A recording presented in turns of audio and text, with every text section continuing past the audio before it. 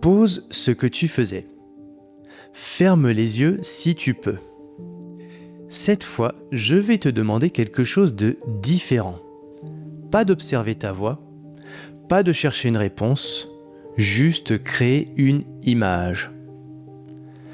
Prends ta prochaine grande course ou celle dont tu rêves et place-toi mentalement sur la ligne de départ. Pas dans le futur vague, maintenant. Tu es là. Qu'est-ce que tu vois autour de toi ? Les autres coureurs ? Les bénévoles ? Le ciel de ce matin-là ?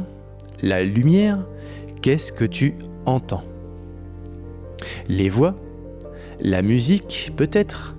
Le bruit de tes chaussures sur le sol ? Écoute. Et qu'est-ce que tu ressens dans ton corps ? Ressens. La tension dans tes jambes, l'adrénaline, la respiration un peu plus courte. Et maintenant, on peut respirer ensemble. Et pendant qu'on respire, garde cette image, ne la force pas, laisse-la juste être là.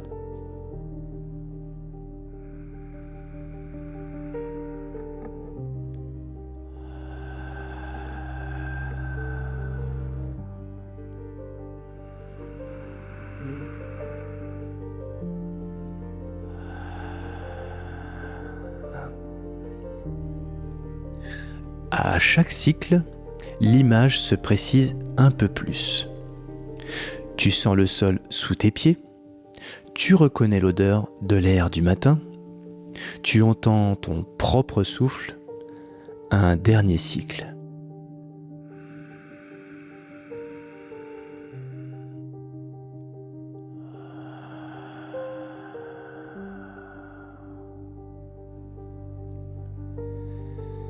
Tu peux rouvrir les yeux.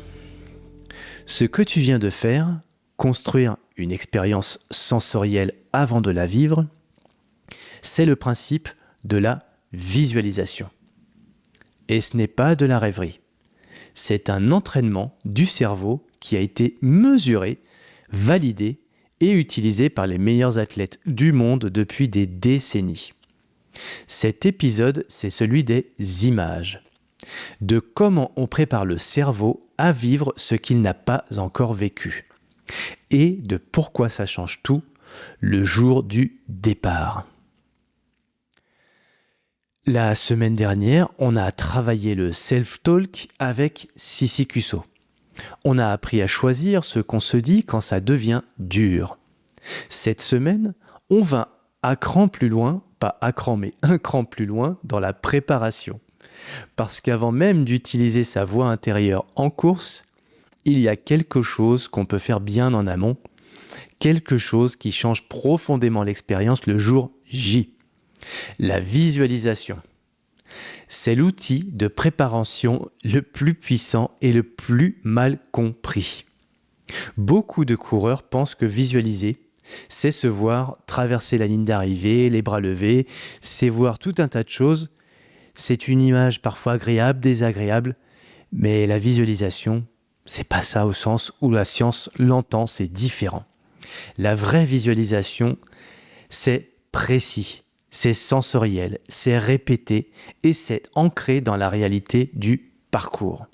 C'est un travail, pas une rêverie.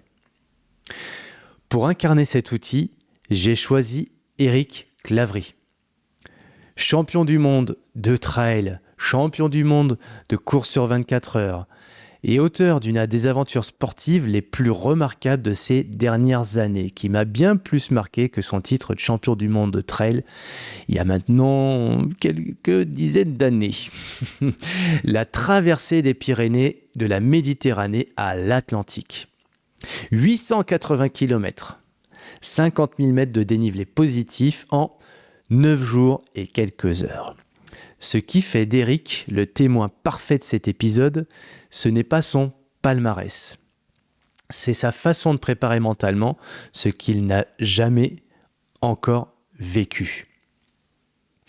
Et transformer cette préparation en liberté totale le jour J, Tu vas voir, c'est pas si simple que ça. C'est un vrai travail, un vrai processus à exécuter.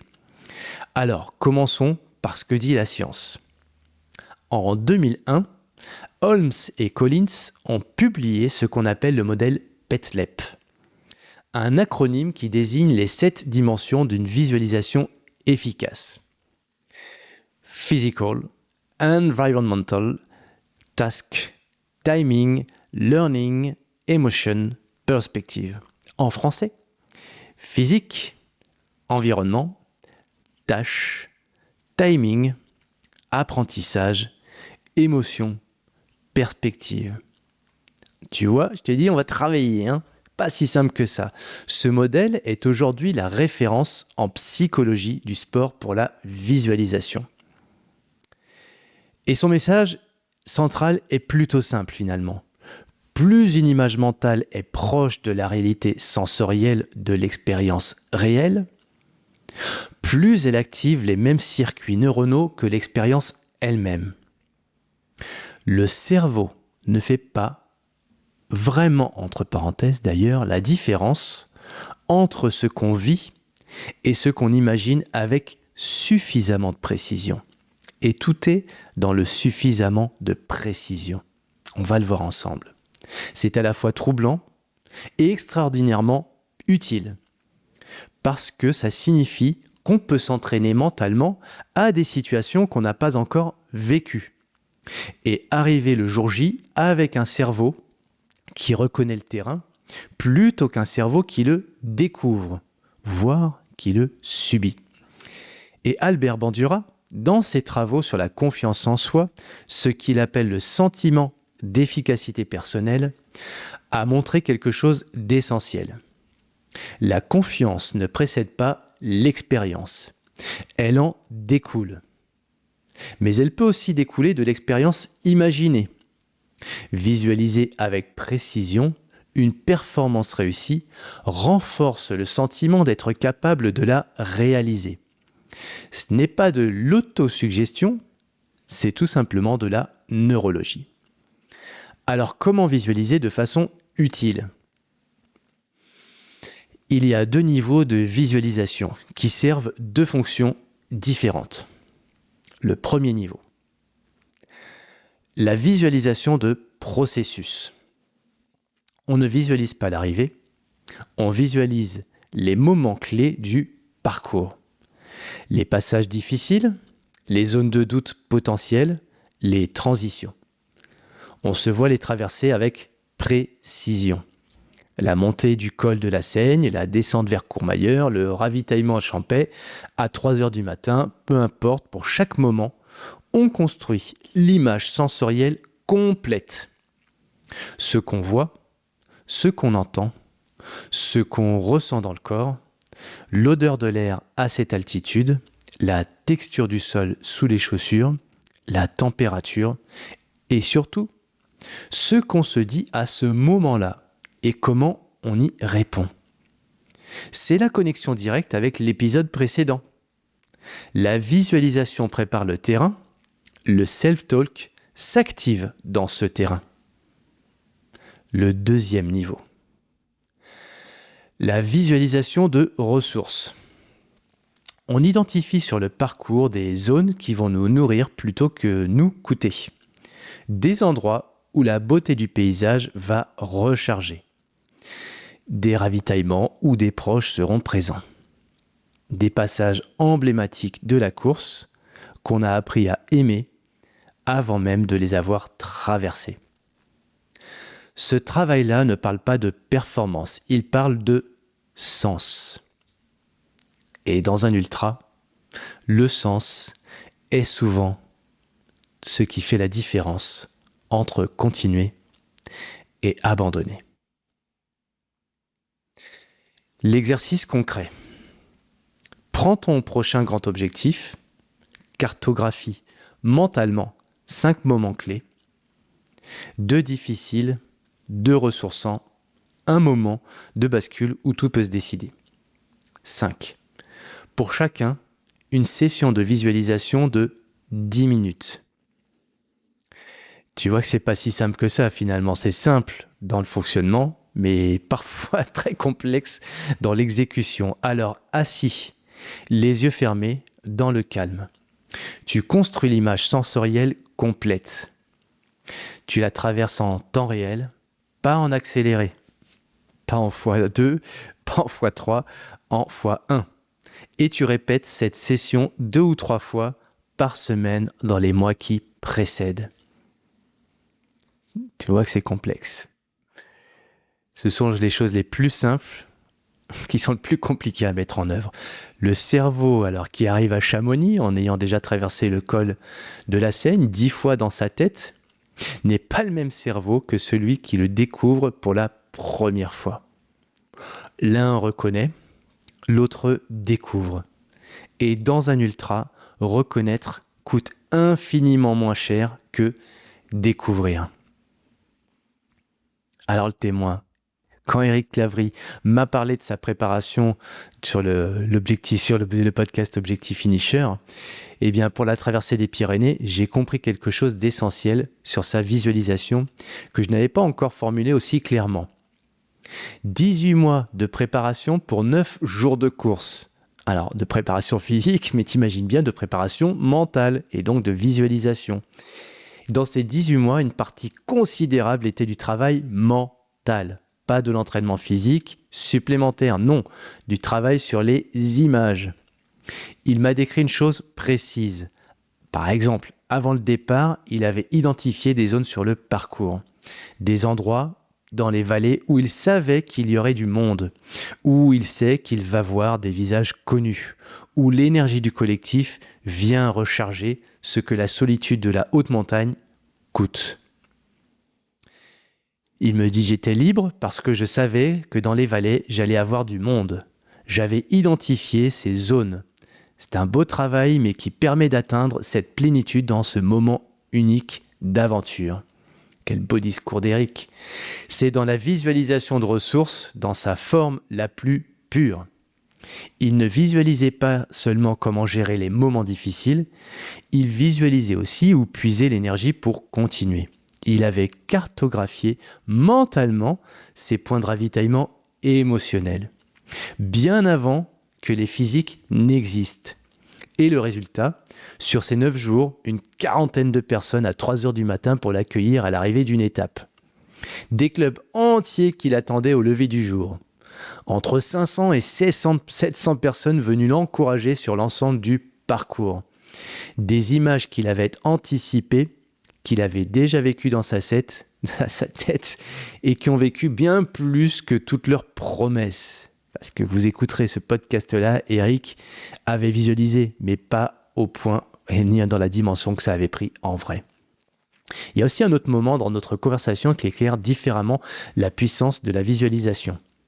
Lors des championnats du monde de trail, Éric n'avait jamais gagné une seule course nationale avant d'y aller, ou internationale en tout cas, des 2e places, des 3e, rarement la victoire.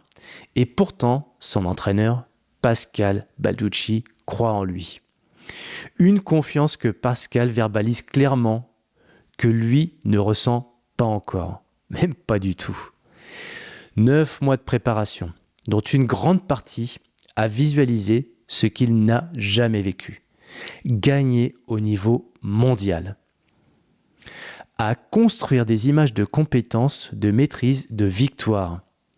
À habiter mentalement un Éric Clavry, champion du monde, avant que ce champion n'existe réellement.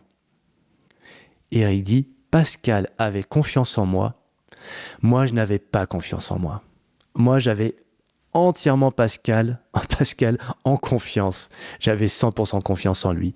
Et il a réussi à me transmettre cette confiance. Dans les yeux d'Éric, je vois la possibilité que je puisse gagner. Alors c'est de la visualisation indirecte, ou du transfert de visualisation comme on pourrait dire. C'est exactement ce que Bandura décrit. La confiance qui se transfère, qui se construit, qui s'incorpore par la répétition des images mentales jusqu'à devenir réelle. Éric n'a pas attendu d'avoir confiance pour se visualiser champion. Il s'est visualisé champion jusqu'à ce que la confiance arrive. La visualisation ne reflète pas ce qu'on est. Elle prépare ce qu'on devient. Laisse-toi nourrir de cette pensée. Quant à moi, pendant ma préparation à l'Enduroman, Philippe Leclerc m'a appris à visualiser d'une façon qui m'a d'abord paru étrange, puis indispensable. On ne visualisait pas l'arrivée à Paris, en tout cas pas au début du travail qu'on a pu faire ensemble. On ne visualisait pas le record, on visualisait chaque discipline, chaque transition, chaque moment difficile anticipé avec une précision sensorielle que je n'avais jamais pratiquée auparavant. Philippe m'avait appris 2 angles de vue différents pour la même image. Le premier, de l'intérieur. Je me vois de l'intérieur comme avec une caméra embarquée. Je vois mes bras qui courent, qui tournent, je ressens la résistance de l'eau, j'entends le bruit de mes expirations dans les vagues. Ce que je vois, c'est ce que je verrai vraiment le jour J. Le deuxième, de l'extérieur. Je me regarde courir, nager, pédaler comme un observateur sur le bord. Je vois ma posture, mon allure, mon efficacité. Je construis une image de compétence que je peux ensuite incorporer. Les 2 angles activent des circuits différents. Ensemble, ils créent une représentation complète de l'expérience à venir. Et Philippe m'a appris autre chose, les ancres. Pour chaque discipline, une image forte associée à une sensation et à un mot. En natation, mes bras devenaient les hélices d'un navire de guerre. Régulière, puissante, imperturbable. Le mot ? Relâcher. Chaque fois que je prononçais ce mot à l'entraînement, l'image de l'hélice activait la sensation de relâchement dans les épaules. Et un deuxième mot que j'avais introduit aussi dans cette visualisation, dans cet ancrage, puissance. Relâcher, puissance. En course à pied, je devenais une locomotive. Mes bras, les manivelles qui entraînaient les jambes, les roues motrices. Le mot ? Facile. Une instruction qui disait au cerveau comment se représenter l'effort, pas comme une lutte, comme un mécanisme bien huilé. Je te laisse te nourrir de ces images, de ces mots et de ces sensations. Et en vélo, de nouveau le train, vélocité, puissance. Ces mots et ces images, je les avais répétés des centaines, pour pas dire des milliers de fois à l'entraînement. Mon cerveau les avait ancrés. En course, ils n'étaient plus des techniques, ils étaient des réflexes. Mais la visualisation la plus importante que j'ai faite n'était pas technique. Elle était existentielle. 6 mois avant le départ, Philippe m'a demandé de visualiser quelque chose de précis. Pas la performance, l'arrivée à Paris. Alors, pas seulement le fait d'arriver, mais visualiser toute cette arrivée triomphale. Les bras levés, les larmes aux yeux, l'arrivée telle qu'elle serait vraiment, épuisée, désorientée, après 500 km et plus de 60 heures d'efforts continus. Et dans cette arrivée-là, il m'a demandé de trouver quelque chose, une émotion vraie, une signification personnelle, pas performative, réelle. Ce que j'ai trouvé dans cet exercice, ça ne ressemblait pas à la victoire que j'avais imaginée. Ça ressemblait à quelque chose de beaucoup plus intime. Une conversation silencieuse avec la partie de moi qui avait douté pendant des années. une réconciliation. J'ai visualisé cette arrivée des dizaines de fois. Et quand elle est arrivée pour de vrai, sous l'Arc de Triomphe, dans la journée du 22 juin 2016, je l'avais déjà vécue. Pas exactement comme je l'avais imaginé, mais suffisamment proche pour que le cerveau la reconnaisse et se laisse aller à la vivre pleinement. La prophétie s'est réalisée. J'étais condamné à réussir. Et je me souviens aussi d'un moment précis dans la Manche, peut-être autour de 6 heures. Enfin, ça, c'est beaucoup moins précis, mais ce moment, lui, il est précis. La voix qui commence à faire des calculs. J'avais une image disponible. Pas une phrase, une image.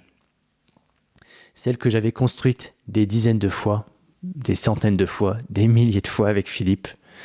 Je me vois de l'extérieur, je nage. Je suis tout petit, pour pas dire minuscule, dans la Manche, au milieu de cet océan et de ces bateaux qui sont là, ces tankers qui passent dans ce canal si étroit. Et j'avance régulièrement, inexorablement, comme une hélice. Cette image m'a sorti du calcul. Elle m'a replacé dans le corps, dans le mouvement, dans ma chair, dans ce que je savais faire. Une image peut faire ce qu'aucun mot ne peut faire seul. Elle peut changer ce que le cerveau croit être en train de vivre. Alors, 3 enseignements. Le premier, visualiser le processus, pas seulement le résultat. L'image de la ligne d'arrivée, les bras levés, oui, elle me motive, elle m'a motivé et elle va te motiver. Elle ne prépare pas. Pour que la visualisation soit un entraînement réel, elle doit traverser le parcours pas seulement l'imaginer terminé. Les montées difficiles, les passages dans le noir, les moments où le corps négocie, c'est là que la visualisation construit quelque chose d'utile. Une familiarité avec ce qui sera inconnu. Je te le répète, une familiarité avec ce qui sera inconnu. Deuxième enseignement. Identifier ces zones de ressourcement avant d'en avoir besoin. C'est la leçon d'Eric. La liberté en course vient de la certitude qu'à tel et tel endroit, quelque chose de bien va se passer. Un paysage, des personnes, un souvenir. Ces ancres positives ne s'improvisent pas dans la douleur, elles se préparent mentalement bien avant. Sur ton prochain ultra, identifie 3 moments du parcours qui te nourrissent naturellement. Peut-être un passage panoramique que tu connais, peut-être un ravitaillement où quelqu'un t'attend, peut-être un endroit emblématique de la course dont tu as vu des images. Construis l'image mentale de ces moments, répète-la, elle sera disponible quand tu en auras besoin. Alors, si tu as peur de te construire ça, oublie que tu as peur, parce que mon coach m'avait appris une phrase très forte.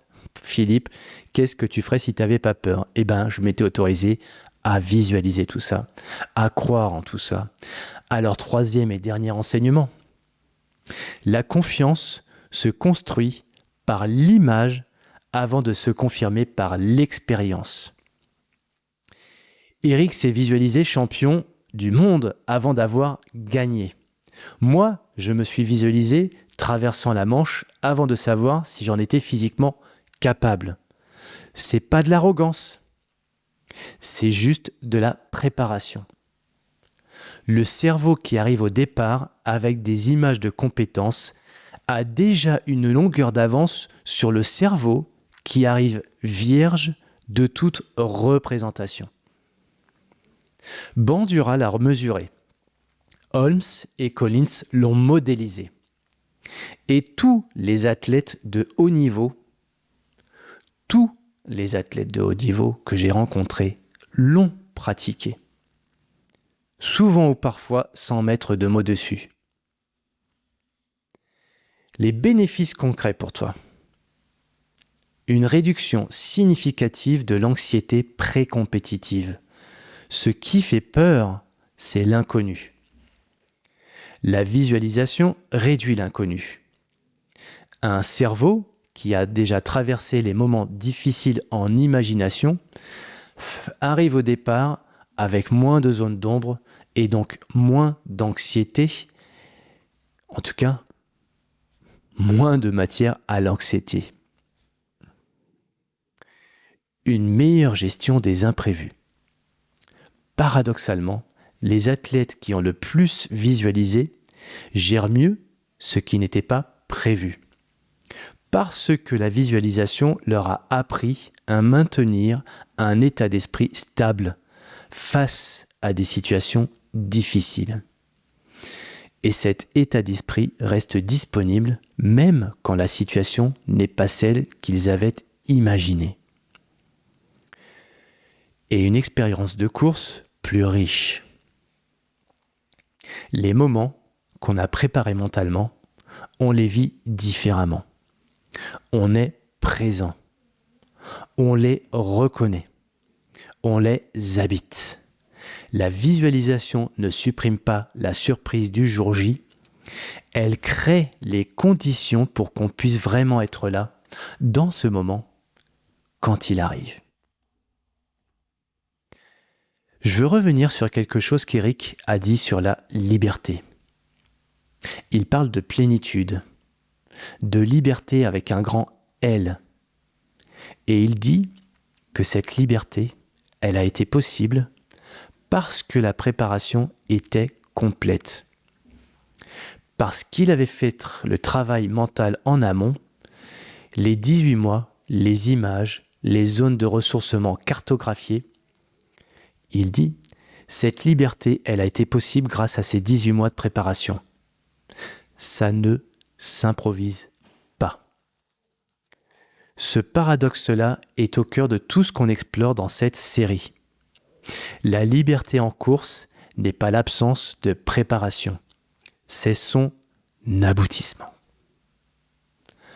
On se prépare tellement bien que le jour J, on peut lâcher la préparation et courir juste. Juste courir ou courir juste, comme tu veux. La visualisation est l'un des outils qui rend ce lâcher-prise possible. Parce que le cerveau a déjà fait le voyage. Il peut maintenant se laisser porter par lui. Avant la semaine prochaine, une invitation concrète. Prends un moment, 10 minutes, pas plus. Ferme les yeux. Choisis un moment de ta prochaine course qui te questionne. Et traverse-le mentalement, avec le plus de détails sensoriels possible. Ce que tu vois, ce que tu entends, ce que tu ressens, juste une fois, et observe ce que ça change dans ta façon de penser à ce moment-là. La semaine prochaine, on parle de régulation de l'activation avec Xavier Thévenard. Parce qu'après avoir préparé les images, il y a une question pratique.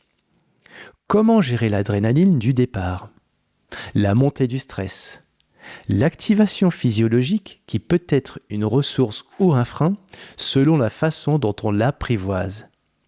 Xav a une approche qui m'a surpris par sa simplicité et par son efficacité. À la semaine prochaine.